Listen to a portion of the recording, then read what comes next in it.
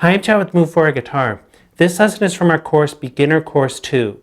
Beginner Course 2 picks up right where Beginner Course 1 left off, and you're going to learn more chords, chord progressions, strumming patterns, how to play in time to a basic beat, and much more. In this lesson, I'm going to teach you 2 chord progressions using the G, C, and D major chords I taught you in the last lesson.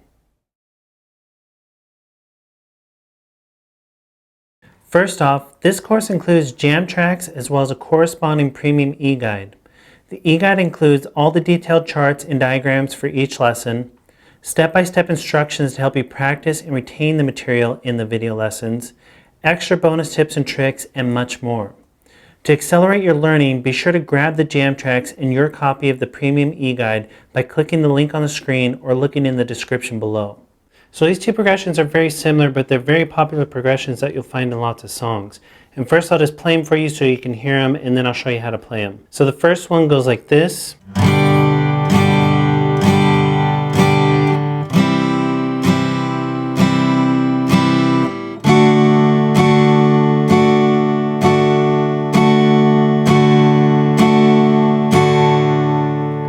And the second one goes like this.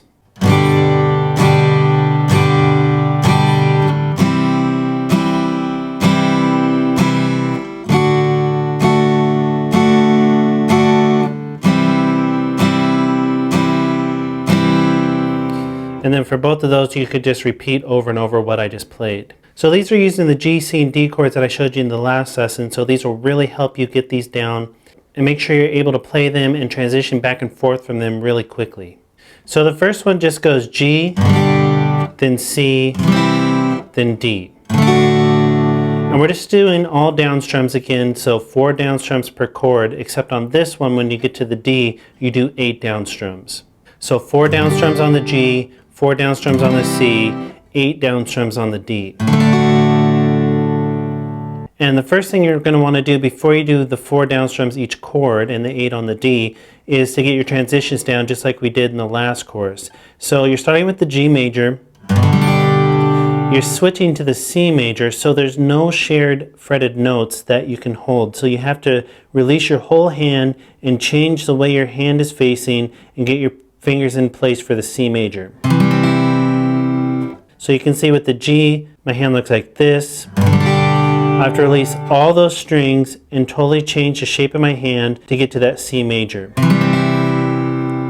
So my 2 fingers, my first and second fingers, are going all the way from up towards the ceiling down towards the floor. And then the opposite with my 3rd and 4th, they're going from down towards the floor up towards the ceiling. Except my 4th finger is not doing anything, it's just hanging out there, and my 3rd finger is going to the 5th string. So this will be a pretty tricky transition at first because you're doing such a big movement and all your fingers are coming off the strings and having to find the new chord. So again, like we talked about in the last course, you just play it, the first chord, the G major, and then just release all your fingers, and at first you're going to have to think about it. You're going to have to think about where your fingers go, find them one at a time, play the next chord, go back to the G major, just keep doing it back and forth at first. And at first it's just going to take a lot of time to get your fingers to build muscle memory for where those notes are fretted. So like I said, you're going to have to do one at a time usually, but the goal is to be able to play the G chord, release all the strings, and then put all your fingers down close to the same time as possible.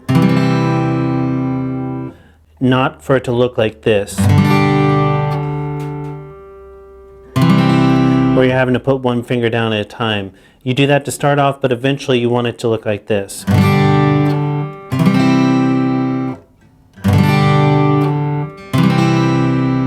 And try to get all your fingers down at the same time or just close to the same time as possible. So that's the first transition. Just go back and forth from the G to the C, and then next you're going to go from the C to the D.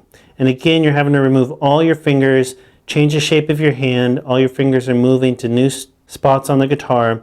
So it's going to be difficult at first, but again, just do it starting slow. Just play the C major. Release all your fingers. You can probably have to do one at a time, find where those notes are. Over time, your fingers will just remember where those go. They'll build muscle memory, and you'll be able to do it quickly. And your goal is to be able to play the C major and then transition to D major and put all your fingers down at the same time, or as close as possible to the same time. And again, just go from C major to D major and then back to C major until you can do it quickly.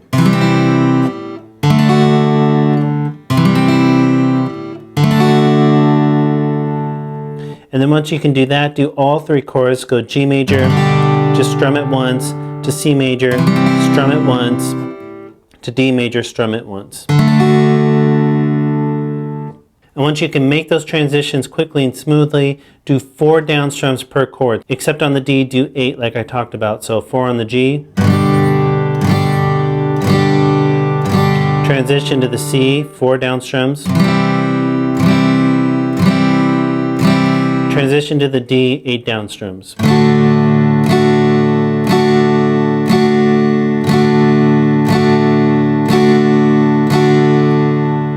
And then go back to G to start over, or to end. And again, like we did in the last course, you want to get your strums spaced out evenly. So all the down strums have the same amount of space in between them, even when you're transitioning. So it sounds something like this. And again, just do it really slowly.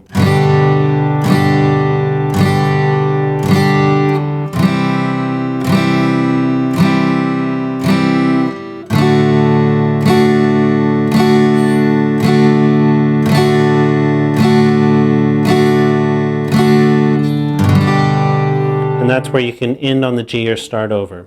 So the whole goal is to get those 4 down strums just evenly spaced. Do it really slowly. Don't go from G, 4 down strums, and then a long pause until you get to C.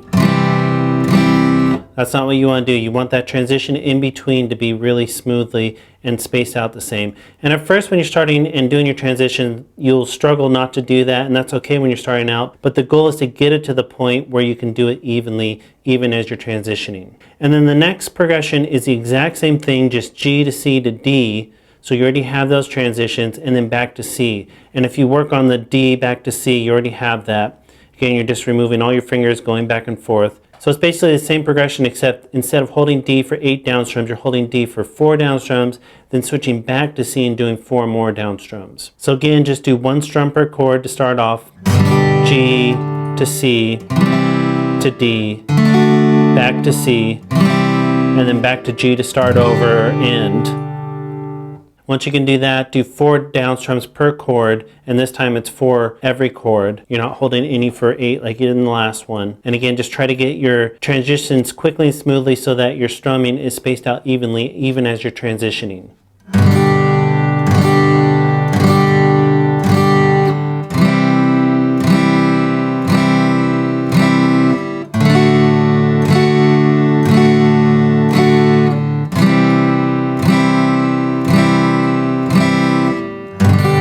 And that's where you can end or start over, back on that G. And again, like I talked about in the last course, when you're doing your transitions, at first your fingers are going to fly off the fretboard. That's just going to take some training to get them not to do that. But eventually, when you're making the transitions, your goal is to keep your fingers close to the strings. Don't let your fingers fly all over the place. And I showed those with just 4 down strums per chord. But in the next lesson, I'm actually going to show you a strumming pattern that's going to add a lot more interest. But it's really important to get these transitions down first and to make sure that you can strum smoothly with the same amount of space in between each strum, even as you're making transitions. And then when we get into the strumming pattern, it'll be a lot easier for you to keep doing that even when you're doing a strumming pattern. So like I said, those are 2 really popular chord progressions. You'll find them all the time in songs, so they're really worth getting down and working on, making sure that you can make those transitions really quickly and smoothly and keep your strumming spaced out evenly.